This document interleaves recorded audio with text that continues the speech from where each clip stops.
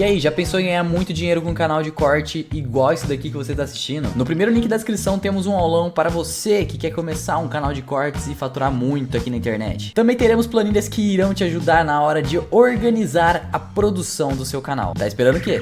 É mais ou menos assim, você pede pra pessoa mexer um dedo quando ela quiser, digamos, e põe eletrodos para ver a atividade do cérebro dela. E aí o que eles viram já em mais de um experimento desse tipo é que a atividade relacionada... Não, eu tenho que pensar como é que eu vou explicar isso, porque daí a pessoa, ela... Tu tá escondendo segredos. Não é, porque é um desenho experimental, assim, que a pessoa, ela mexe o dedo. Caralho, como é que é, velho? A questão é que no final das contas eles viram que existe uma atividade que acontece no cérebro relacionada à tomada de decisão, a decisão de mexer o dedo, que acontece antes da pessoa ficar consciente disso. Quão antes? Então, pois é, 1 segundo, que seja. Mas é antes? É antes, mas assim, para nós 1 segundo parece pouco, pro cérebro é um universo, né? Mas assim, então, aí começou toda uma discussão de, então... Se o comando, a decisão de mexer o dedo veio antes de eu ficar consciente disso, quer dizer então que eu não tenho poder de escolha, alguma outra coisa decidiu por mim, e a ideia é que a discussão começou assim, então eu só fico consciente da decisão que foi tomada, eu não decidi mesmo, né? Mas aí tem toda uma discussão, porque de qualquer forma, mesmo que a minha consciência da minha decisão só venha depois, quem tomou a decisão foi meu cérebro. Sim. Então assim, nessa ótica, quem tomou a decisão foi você. Tudo bem que a ideia é assim, o cérebro ele tomou a decisão de mexer o dedo antes de você ficar consciente disso.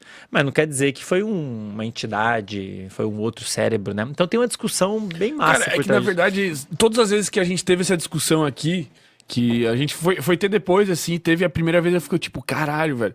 E agora eu sempre chego à mesma conclusão, que é uma discussão inútil, cara. É uma discussão meio inútil. Porque...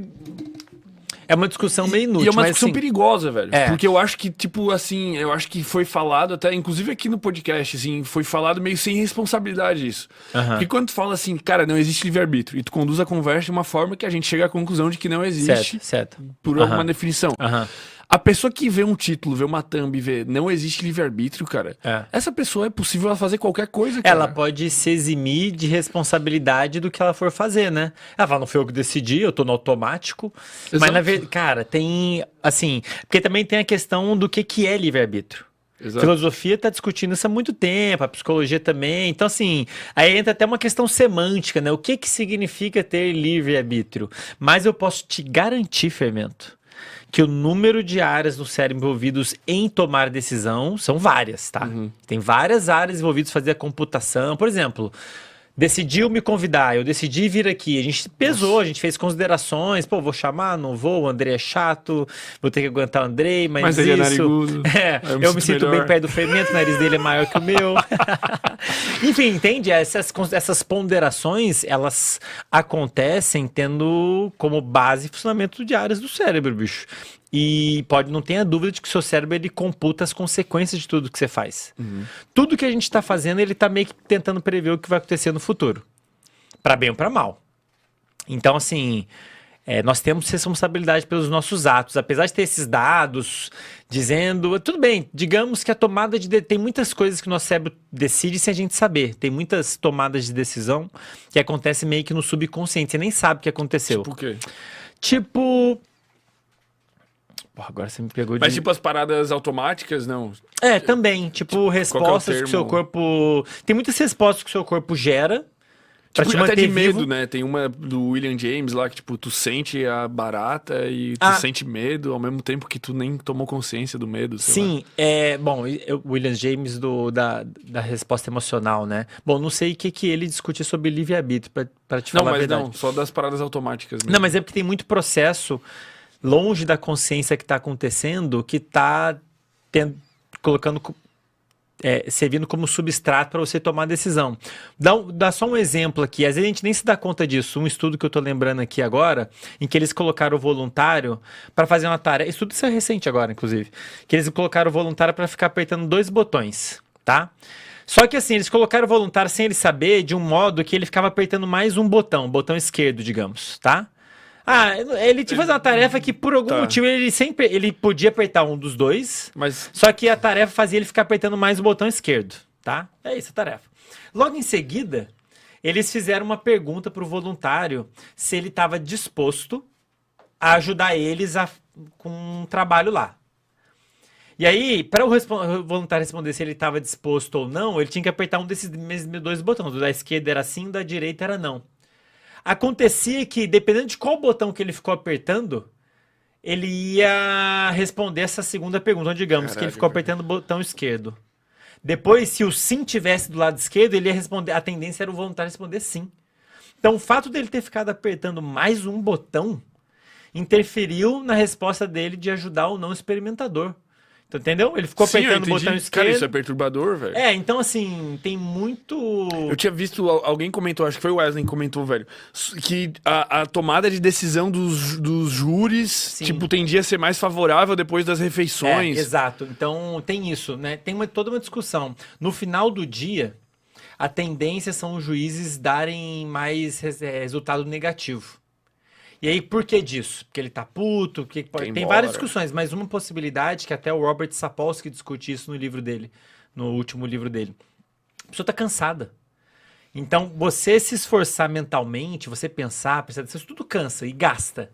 E aí, chegou no final do dia, você já tá cansado, fadigado, a tendência, você sem perceber, é optar tudo aquilo que não cansa, né?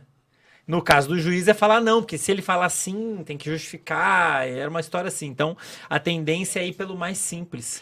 E o juiz sabe disso?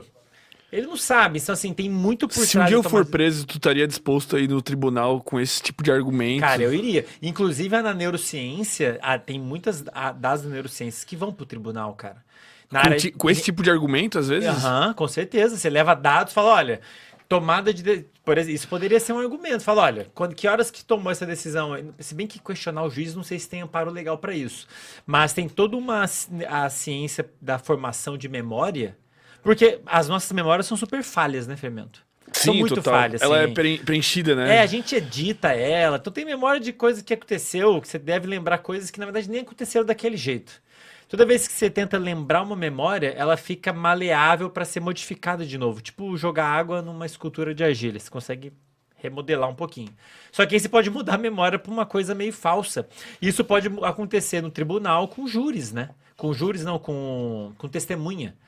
Testemunha pode estar ali relatando mesmo algo que na verdade não aconteceu. Ela acredita que aconteceu. E tem dado científico pra caramba mostrando isso, sabe? Tipo, se bobear, se ela passar num detector de mentira... Ela vai passar, ela acredita no que ela tá falando. Então, por exemplo, você pega um grupo de pessoas e pede pra elas verem uma cena lá acontecendo, uma violência lá. Se logo depois de assistir essa cena, alguém for lá e relatar pra elas o que aconteceu verbalmente, uma coisa diferente, mudando algumas coisas, você vai provavelmente modificar a memória dessas pessoas.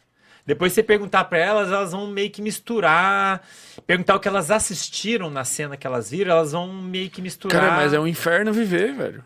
Cara, o nosso cérebro não é perfeito, né? Então, e isso tem que ser levado em consideração, né? Tem vários dados nesse sentido, eu não conheço todos, né? Então a testemunha, ou a pessoa que vai lá... Mas isso não te dá um negócio, velho? Tipo, não te dá uma agonia, de certa forma? Não.